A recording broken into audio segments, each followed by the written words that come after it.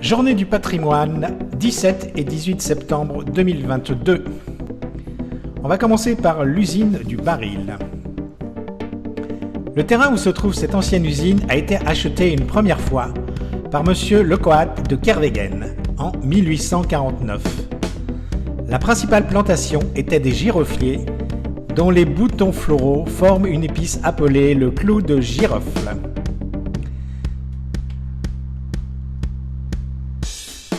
Le propriétaire suivant, monsieur Montbel-Fontaine, y construira une usine pour la production de sucre en 1863. Elle fermera ses portes en 1887.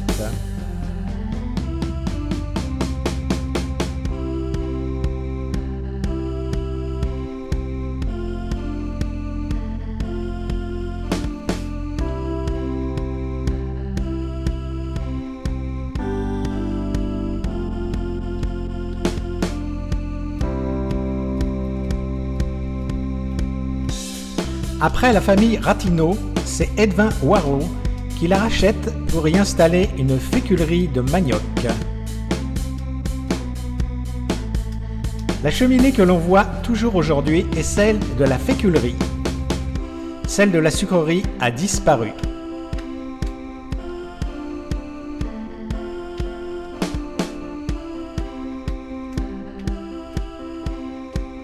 La production va s'arrêter en 1932 suite à un cyclone.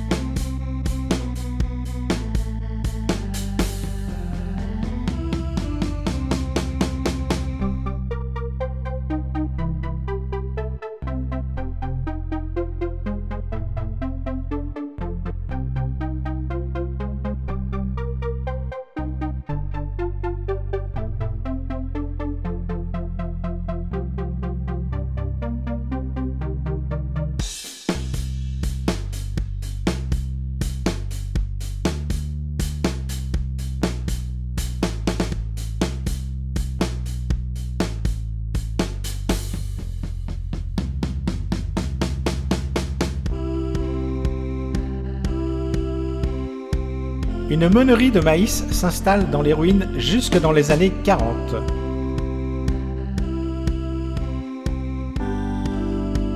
Plus récemment, un atelier de mécanique automobile s'y trouvait dans une de ses annexes.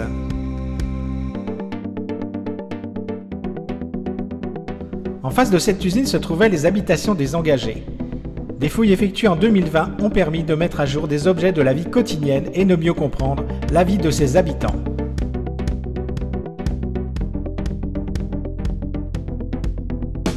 Deuxième visite, l'ancien cimetière. Cet ancien cimetière se trouve tout près de Cap-Méchant, juste derrière cette case qui était un ancien dispensaire.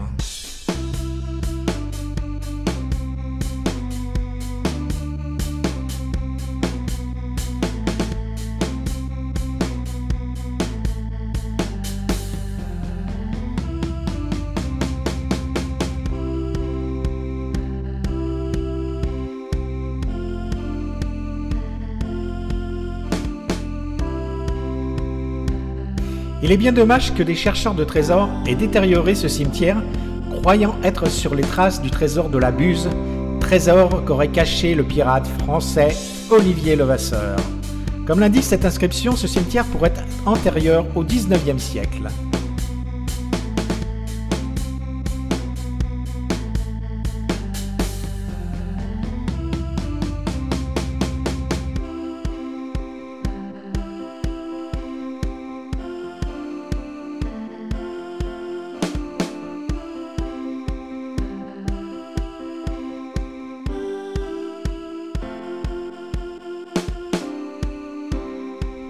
Une vieille case en face de la route qui mène à Cap-Méchant.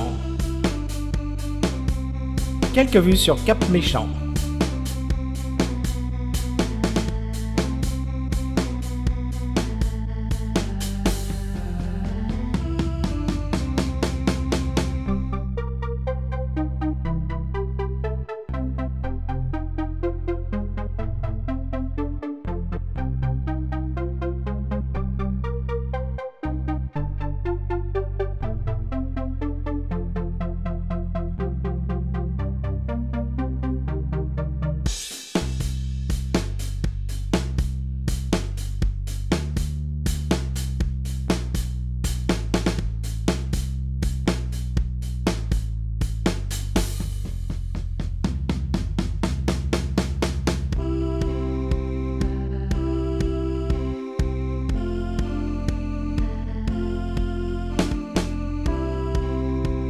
troisième et dernière visite, le puits des Français.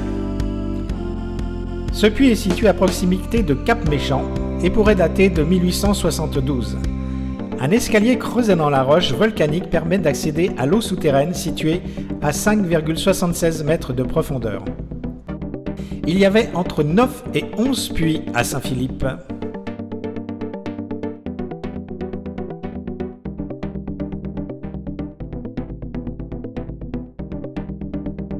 Un grand merci à Jérôme pour ces 2 demi-journées qui, grâce à son savoir, nous a fait découvrir une partie de l'histoire de Saint-Philippe.